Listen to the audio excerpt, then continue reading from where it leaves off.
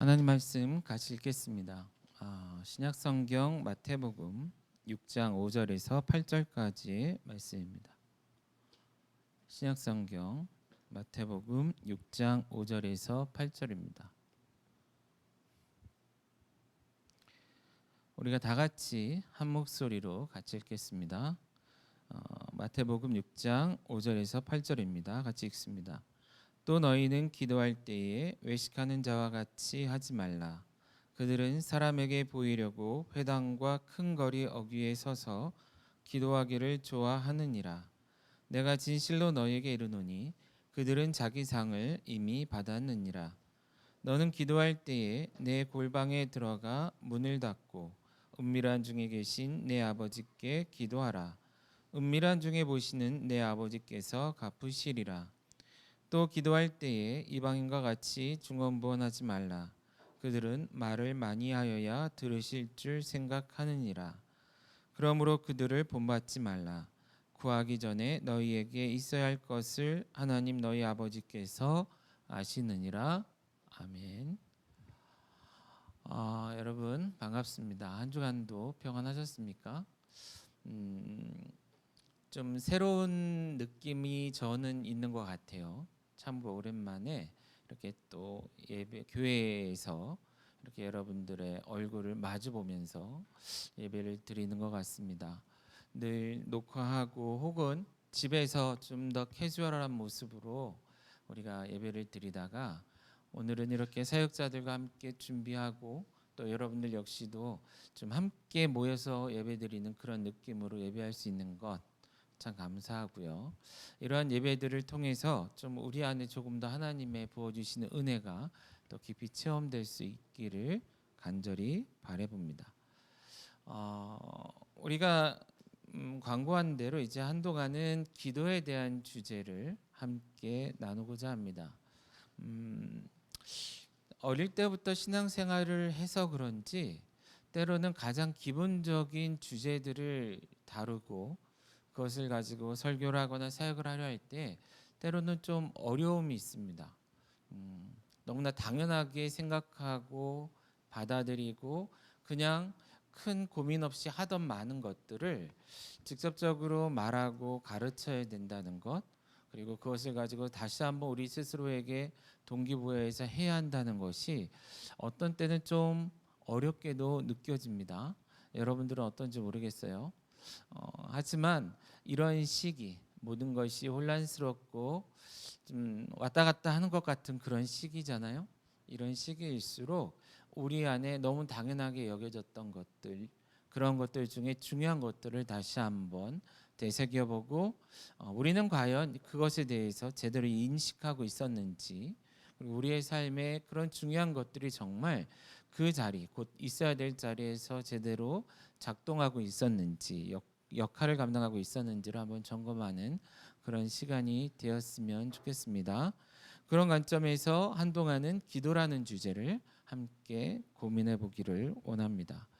여러분, 누군가가 여러분들에게 기도란 무엇입니까? 라고 묻는다면 여러분 어떻게 정의하시겠습니까? 뭐라고 얘기하실 것 같아요? 물론 이제 여러 가지 많은 얘기를 할 수 있을 겁니다. 그런데 생각보다 우리가 무엇인가 어떤 중요한 개념들에 대해서 정의할 것을 요구받을 때에 이렇게 막히는 느낌이 있을 겁니다.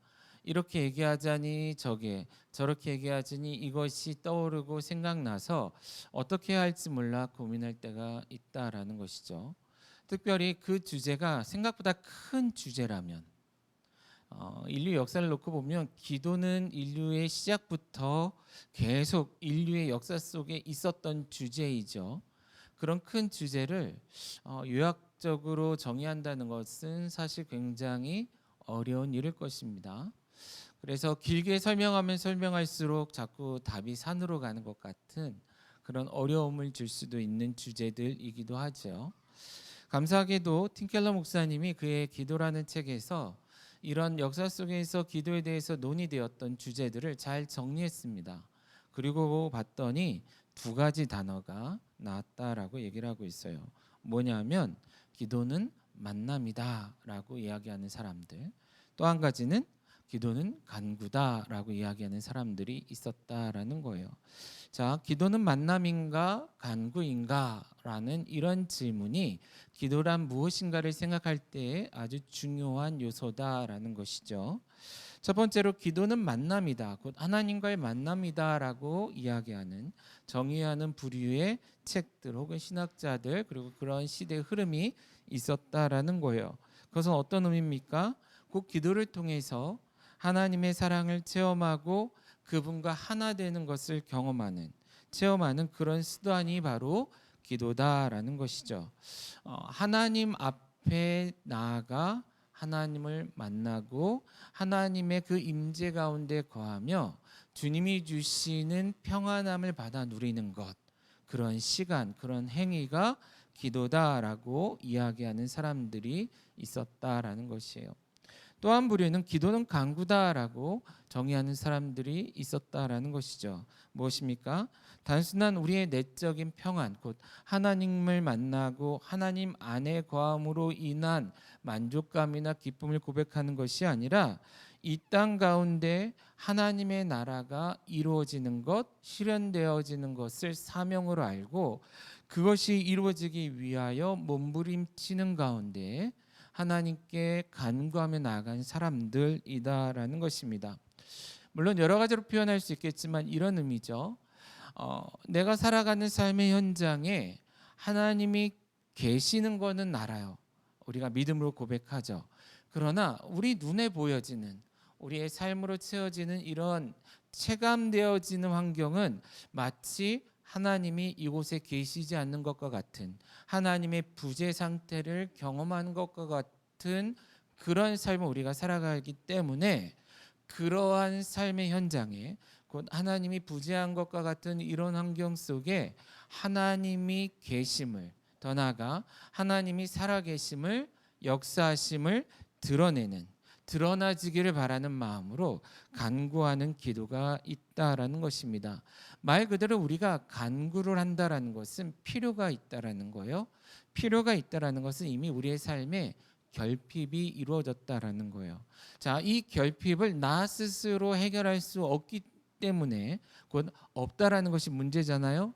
이 결핍을 해결할 수 있는 분이 바로 하나님인데 그 하나님께서 우리의 삶의 그 결핍을 채워주시도록 해결해 주시도록, 그래서 하나님의 나라가 이 땅 가운데서 경험될 수 있도록 해달라고 부르짖는 것이 기도다라고 얘기하는 그런 부류의 사람들이 있다라는 거예요. 자, 두 가지의 차이를 이해하시겠습니까? 하나는 하나님과의 만남 속에 거하는 어떤 영적인 체험이나 이런 부분이라면, 또 하나는 그 하나님 앞에 엎드려 우리의 부족함을 고백하며 하나님의 뜻이 우리의 삶 속에 내 안에 이루어지기를 구하는 그런 간구가 있다라고 이야기하는 사람들이 있다는 거죠. 여러분, 그런 관점에서 볼 때 기도는 어떻게 정의할 수 있을까요? 기도는 만남입니까? 간구입니까? 제가 늘 자주 쓰는 표현이지만 이런 경우 대부분 둘 다 맞습니다가 맞습니다. 예, 기도는 만남이며 간구이다라고 이야기할 수 있다라는 거예요. 왜 그렇죠? 성경에서 이 두 가지가 다 발견되기 때문이다라는 것입니다. 특별히 기도가 가장 많이 모여져 있는 성경은 시편이죠. 시편을 보면 다윗을 중심으로 한 시편 기자들의 기도와 찬양이 모아져 있습니다. 물론 이 부분에 대해서는 뒤에 나중에 또 다루게 될 터인데, 어쨌든 그 시편을 보면 그 안에는 하나님과의 만남의 관점에서 고백한 시편들, 기도가 있고 하나님께 간구하며 나아가는 시들이 있다라는 거예요. 자, 이 두 가지 다 하나님이 기뻐 받아주시는 기도였다라는 것입니다. 그러므로 여러분들 기도하실 때 먼저 생각해야 할 것은 내가 기도 가운데 하나님을 더 깊이 만나기 원합니다. 좋은 접근입니다. 또 한 가지, 하나님, 내 삶에 이런 어려움이 있습니다. 나의 한계가 있습니다. 하나님의 공의가, 하나님의 뜻이, 하나님의 사랑이 내 삶에 드러나게 해주세요라고 기도하는 두 가지 다 옳다라는 것이에요. 이러한 자유함 속에 늘 기도하기를 힘쓸 수 있는 저와 여러분 꼭 건강한 교회 되어지기를 간절히 바랍니다. 자, 오늘 주제를 다루기 전에 또 한 가지 여러분들과 나눠야 될 서론적인 얘기가 있는데, 그렇다면 기도는 배워야 하는 것인가, 아니면 자연스럽게 아무렇게나 해도 되는 것인가라는 것입니다.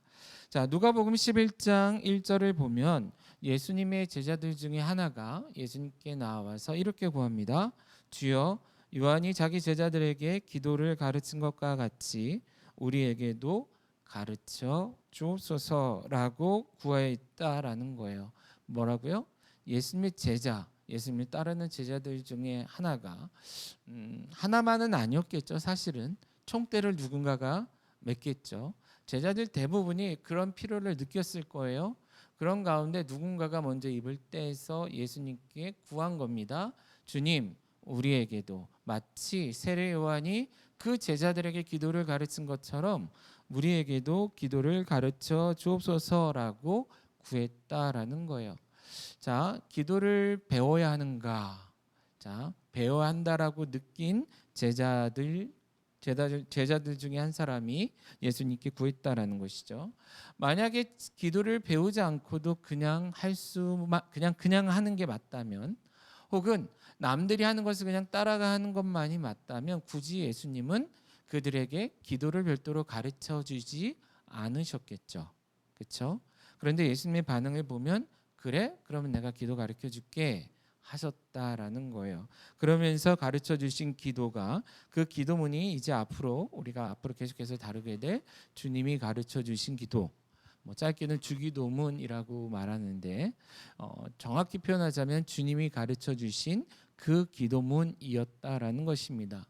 이런 요구에 대해서 예수님께서 그래, 기도는 배워야 해, 그리고 배워서 바르게 기도하는 것이 맞다라고 말씀하고 있다라는 거예요. 사실 그 배경을 살펴봐도 이것을 조금 더 생각해 볼 수 있습니다. 자, 예수님의 제자들이 그러면 그 전에, 곧 예수님이 기도를 가르쳐 주시기 전에는 기도를 안 했냐라는 거예요. 혹은 전혀 못하는 불능 상태에 있었냐라는 거예요. 그러나 그러지 않았다라는 것이 정설입니다. 왜 그렇습니까? 여러분들이 잘 아는 것처럼 예수님의 제자들은 다 모두가 유대인이었죠. 그렇죠? 유대인으로서 태어나서 유대인으로 살아가는 그런 사람들이었다라는 거예요. 예수님 시대만 해도 모든 유대인들이 공통되게 외우고 있던 기도문들이 있었습니다. 짧게는 카디시라는 짧은 기도문이 있고, 또 한 가지는 18가지 기도의 제목들, 내용들로, 고백들로 구성된 18번째 축복기도라고 불리운데요. 이름 조금은 독특하게 번역은 됐는데, 어쨌든 모든 유대인들은 아기 때부터, 태어나서부터 죽을 때까지 날마다 시간을 정해놓고 기도했다라는 거예요.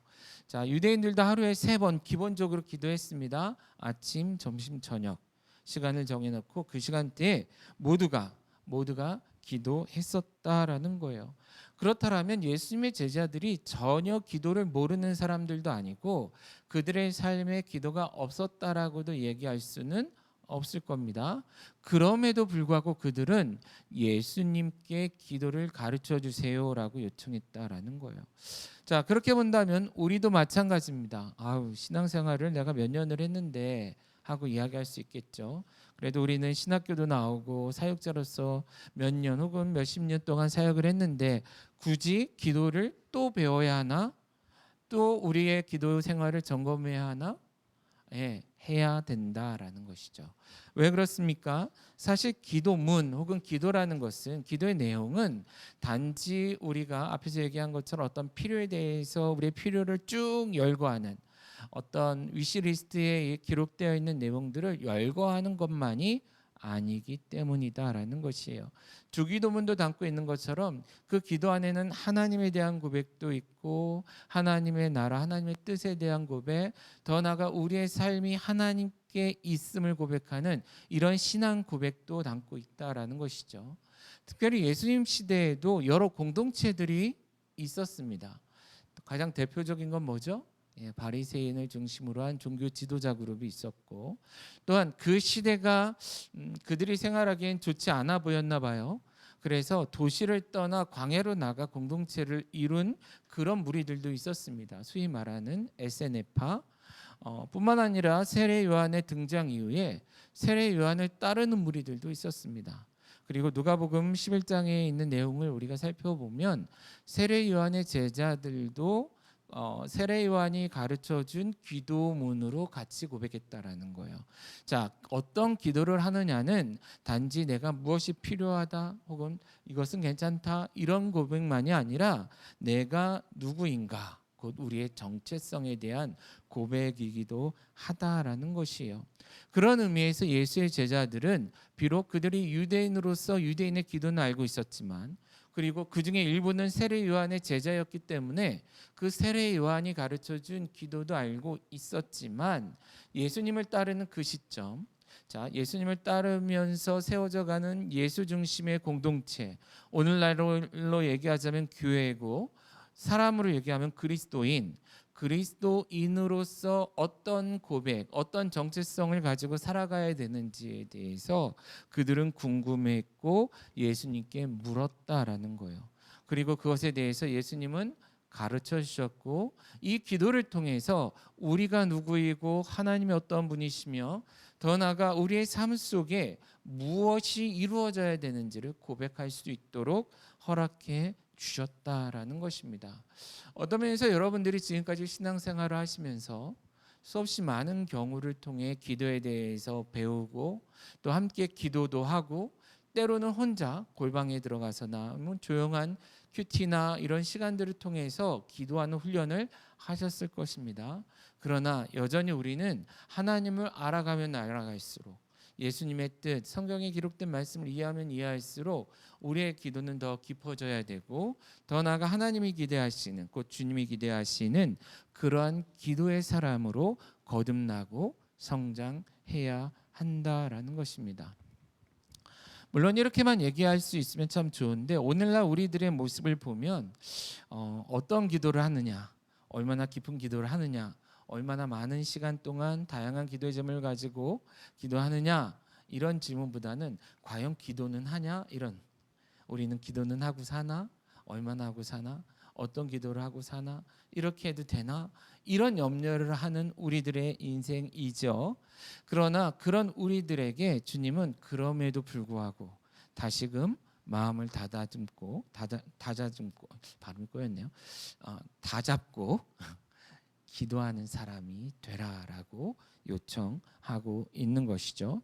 그리고 그런 우리 곧 그러한 주님의 뜻에 맞는 기도를 하려는 우리들이 이제는 성경을 통해 1차적으로는 주기도문 주님이 가르쳐 주신 기도를 우리가 함께 말씀을 통해 또한 성경 공부를 통해 나눌 터이지만 이것뿐만 아니라 성경에 나타난 여러 기도들을 통해서 우리는 어떤 기도의 사람, 어떤 기도를 하는 사람으로 거듭나야 될지에 대해서 함께 고민하고 때로는 같이 모여서 기도하고 때로는 흩어져서 기도할 수 있는 우리 모두가 되어지기를 간절히 바랍니다. 자, 이제 우리 오늘 본문 이제 돌아온 겁니다. 이제 서론적인 얘기를 마쳤고요. 자, 오늘 우리가 읽은 본문은 사실 그 뒤 9절 이후의 말씀을 보면 주님이 가르쳐 주신 기도가 기록되어 있죠. 바로 그 기도 앞에 있는 그런 내용입니다. 그러니까 도입부예요. 서론적인 말씀인 것이죠. 물론 누가복음에는 제자들이 예수님께 기도를 물어보고 대답해 주면서 주신 기도로 기록되어 있고 마태복음은 산상순의 연장선상에서 예수님께서 하나님 나라의 원리를 가르치는 가운데 하나님의 백성들은 어떻게 기도해야 되느냐를 가르쳐 주시는 그런 내용 가운데 기록되어져 있는 내용입니다. 그런데 이 주기도문 주님이 가르쳐 주신 기도를 시작하면서 예수님께서는 두 가지 경계해야 할 기도의 모습, 기도자의 모습을 말씀해 주고 있다라는 거예요. 자, 우리가 기도에 대해서 고민하고 생각할 때 어떤 면에서 우리는 오랜 시간 기도 생활을 해왔었고 지금도 하고 있죠. 그런데 이 시점에 주님이 원하시는 또 하나님이 응답하시는 기도, 그런 기도자가 되기 위해 우리는 고민해야 되는데 이러한 시점에 우리가 해야 될 것은 뭐다? 먼저 우리 스스로의 나 자신의 기도 생활을 돌아보며 우리의 기도의 내용을 점검하며 과연 나는 하나님이 기대하시는 곧 주님이 가르쳐 주신 그런 기도를 하고 있는지, 혹은 내 멋대로 내가 원하는 대로 내가 옳다 생각하며 내 방식대로, 그러나 문제는 뭐예요? 그런 기도는 하나님이 원치 아니하시는 기도이기 때문에 응답받지 못하는, 혹은 주님이 경계하시는 그런 기도는 하고 있지 않은지 점검할 수 있어야 한다라는 것이에요.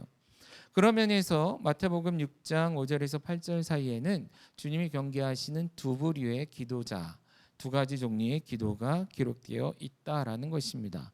우리가 결코 따라가면 안 되는, 혹 중간에 또 길을 잃고 헤매다가 그들을 흉내낼 수 있지만 그럴 때 정신 차리고 다시금 돌이켜야 하는 기도, 어떤 것들인가를 주님께서 콕 집어서 말씀해 주셨다라는 것입니다.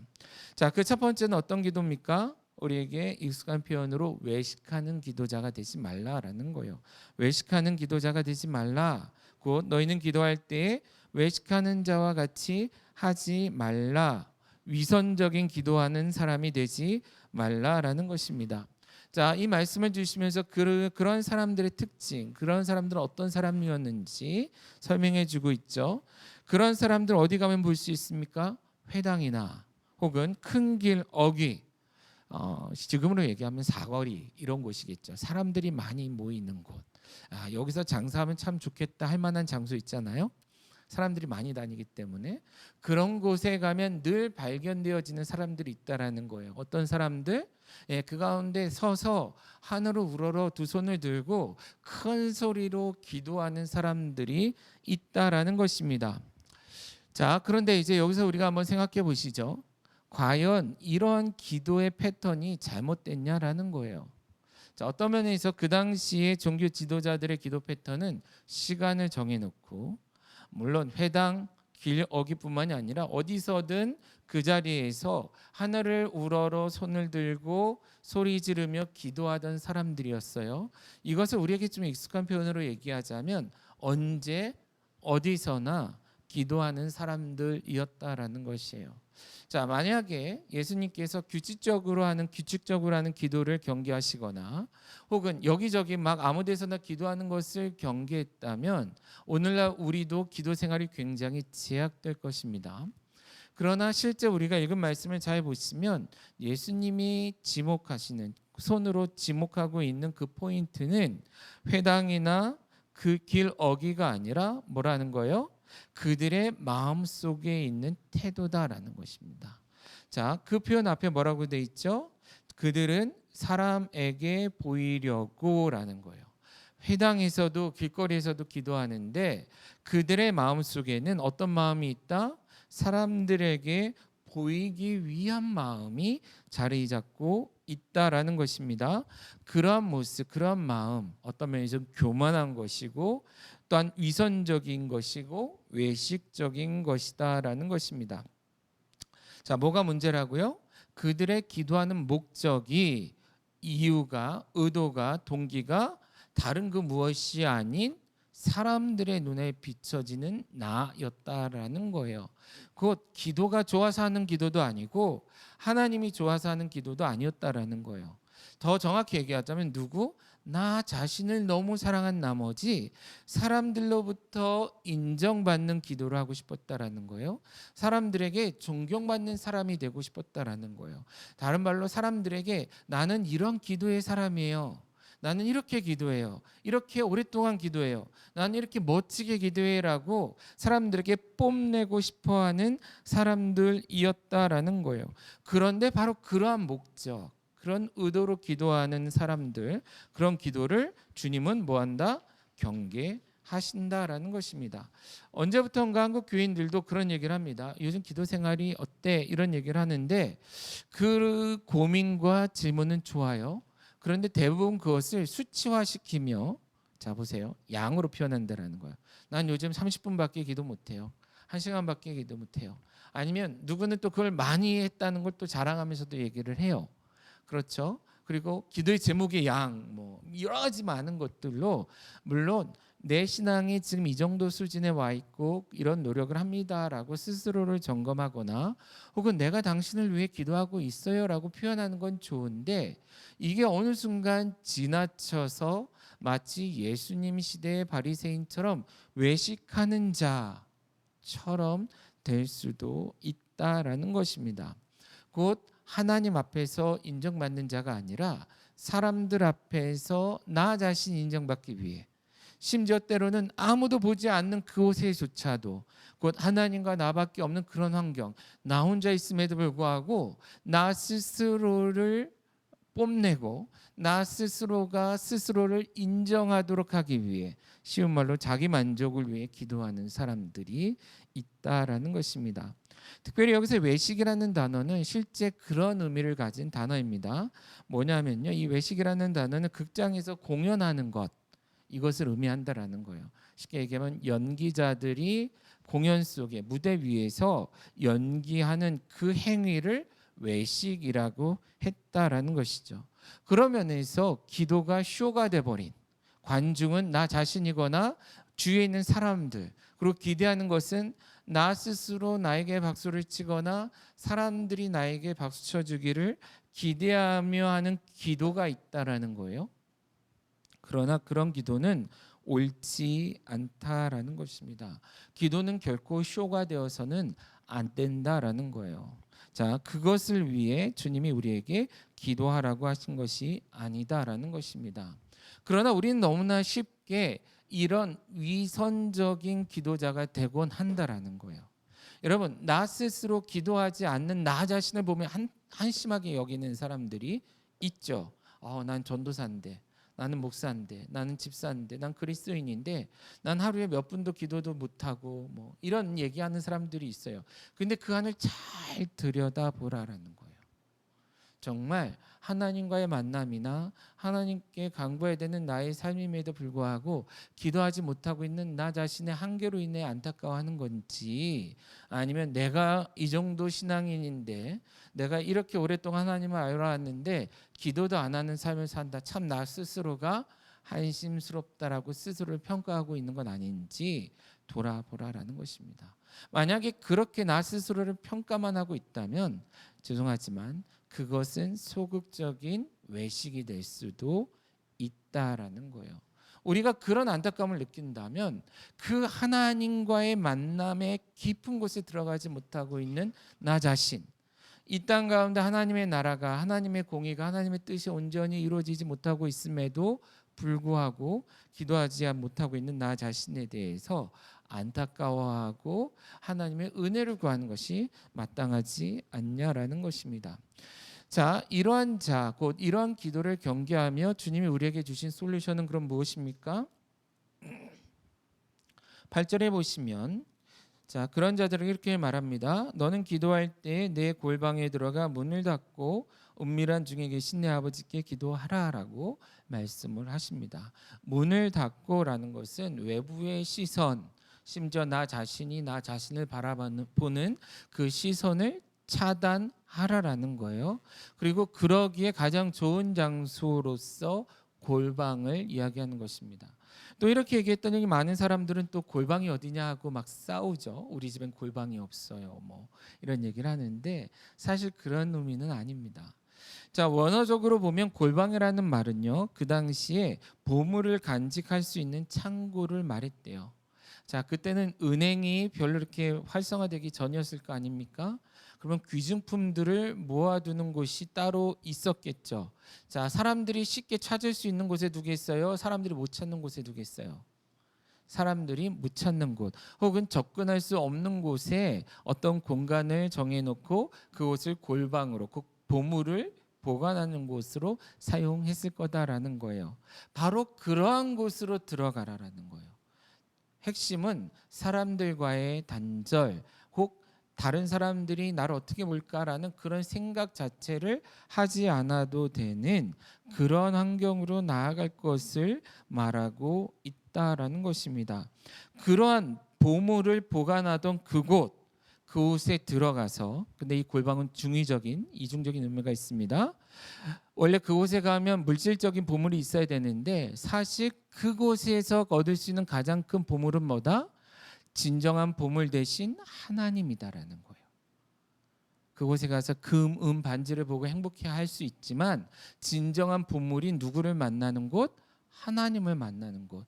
더 나아가 진정한 보물인 하나님께 기도하며 하나님의 응답을 받는 곳이 되게 하라라는 것입니다.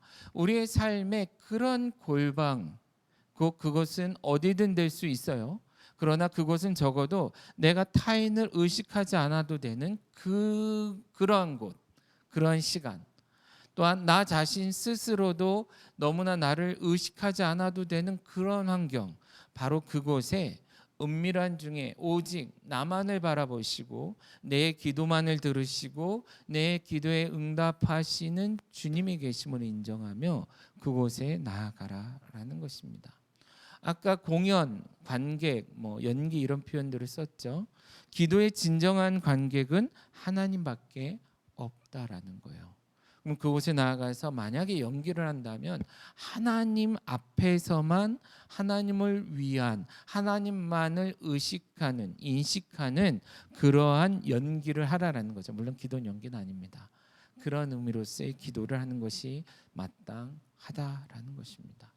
그러나 우리의 신앙의 삶의 환경들, 우리의 삶의 환경은 이런 은밀한 중에 보시는 하나님께만 집중하기에는 너무나 신경 쓸 것이 많고 의식해야 될 것이 많은, 심지어 교회 안에서조차, 심지어 그리스도인들의 나눠지는 대화들에서조차도 그런 면이 있지 않냐라는 것입니다. 그러나 그러한 기도는 옳지 않다라는 것이죠.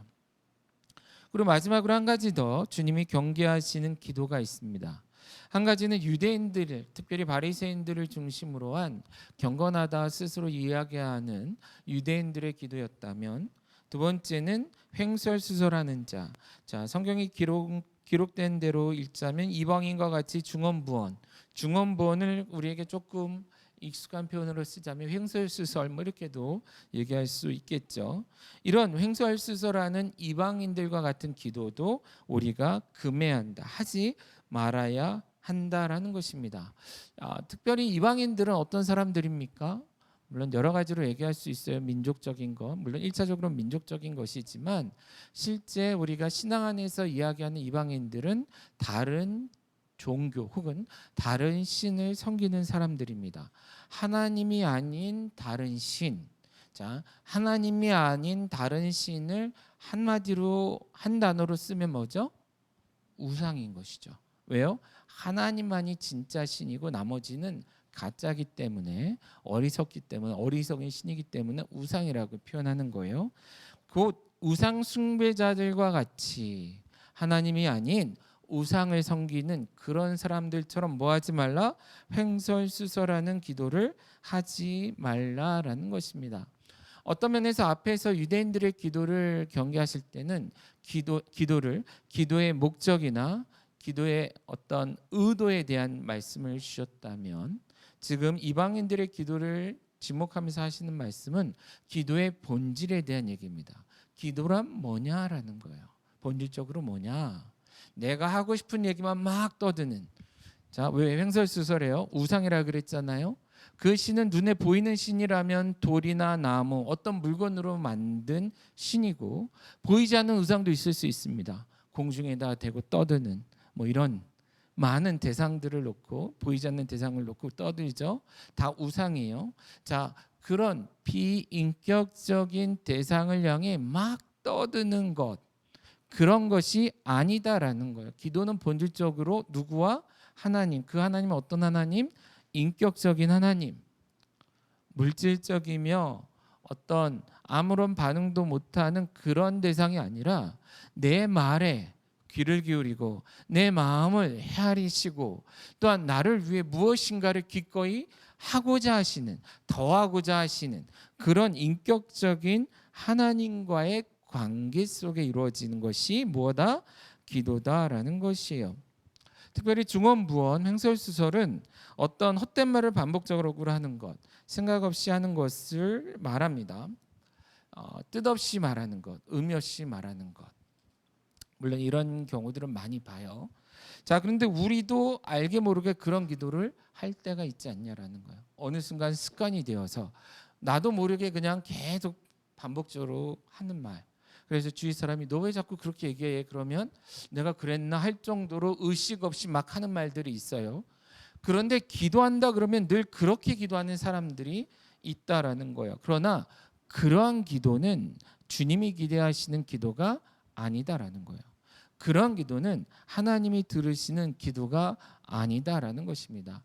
꼭 의미 없는 말도 안 되는 말뿐만이 아니라 분명히 멋진 말, 대단히 괜찮아 보이는 말, 여러 가지 미사오구가 들어가 있는, 누가 봐도 와, 이 사람 진짜 기도 멋지게 해, 훌륭하게 해 하는 그런 사람들조차도, 그런 표현조차도 그것의 진정한 의미와 마음을 담지 않고 그냥 읊조리듯이 하는 기도라면 그것은 지금 이방인들이 하는 중언부언하는 기도와 같다라는 거예요.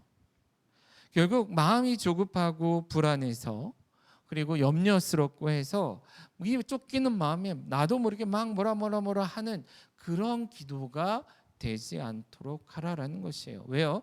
본질적으로 기도는 인격적인 하나님과 함께하는, 하나님께 드리는 기도이기 때문에 그렇다라는 것입니다.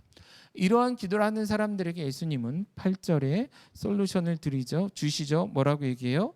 그들을 본받지 말라 하시며, 우리 하나님께 그렇게 기도할 필요가 없는 이유를 말합니다. 왜 그렇습니까?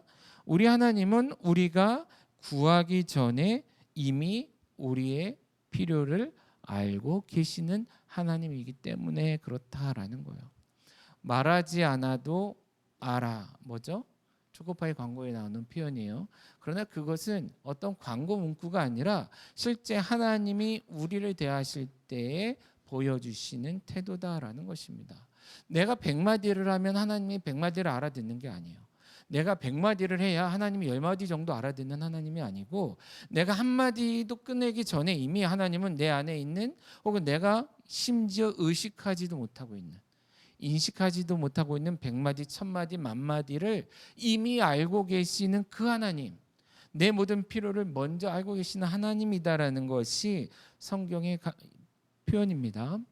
그럼에도 불구하고 기도하라고 말씀하시죠. 아이러니해요. 그런데 그런 기도를 주님께서 받으실 뿐만 아니라 하나님이 이미 아시기 때문에 내가 미처 구하지 못한 그런 기도에 대해서까지도 응답하시는 하나님이라는 것을 말씀해 주고 있는 것이죠. 말씀을 정리하겠습니다. 오늘은 기도에 대한 첫 시간이죠. 첫 설교이고, 물론 그 전에도 좀 종종 하긴 했겠지만 이번 시즌에 있어서 중요한 첫 날인데, 우리는 앞에서 간단히 어떤 걸 생각해 봤습니까? 기도란 무엇인가? 그리고 기도는 배워야만 하는가? 말씀 속에 배워야 되는 것. 그리고 더 나아가 우리는 혹 주님이 경계하시는 그런 잘못된 기도가 습관처럼 들어와 있지 않은가 돌아보라라는 거예요. 만약에 우리가 그런 습관을 가지고 있다면 이제는 이것 하나하나 어떻게 해요? 걷어내고 주님이 기대하시는 그런 기도를 배워서 할 준비를 하라라는 것입니다. 그러할 때에 우리의 삶의 변화가 나타나기 시작할 것이다라는 것입니다. 여러분들 안에 여러 가지 생각들이 있을 겁니다. 특별히 기도 생활, 기도 뭐 이런 것들을 생각할 때 여러 가지 많은 생각이 들 거예요. 여러분, 지난 것은 지나간 것이죠. 지금부터가 새롭게 시작할 수 있는 첫 시간입니다. 어제까지 혹은 조금 전까지 내 기도 생활, 내가 어떻게 기도했는지에 상관없이 지금부터 새로운 마음으로 기도하자라는 거예요. 하나님 앞에 나아가자라는 것입니다. 때로는 개인적으로, 또한 때로는 함께 모여 주님의 기도의 원칙을 따라 함께 기도해 가자라는 거예요. 그것을 위해 앞으로 우리 교회가, 물론 주어지는 상황에 따라 시간이나 빈도는 좀 달라질 수 있겠지만 한 주에 한 번씩 기도회를 가지려고 하는 겁니다. 오랫동안 미뤄왔고 사실은 거의 하지 않았던, 주일에 한 번 모여서 모든 것을 다 했던 우리 교회에 이제 주중 사역이 또 한 가지 추가되는데, 어떤 의식적이고 의무적인 마음으로 오는 것이 아니라 처음에 말씀드린 것처럼 내가 하나님이 원하시는 기도를 함께 배우고 함께 하길 원합니다. 그리고 더 나아가 남을 위해 누군가를 위해 함께 기도해 주길 원합니다 하는 마음으로 함께 나와 예배할 수 있는, 기도할 수 있는 그런 시간이 될 수 있도록 지금부터 마음의 다짐을 하시고 함께 기도의 자리에 나아가는 저와 여러분이 되어지기를 간절히 소원합니다.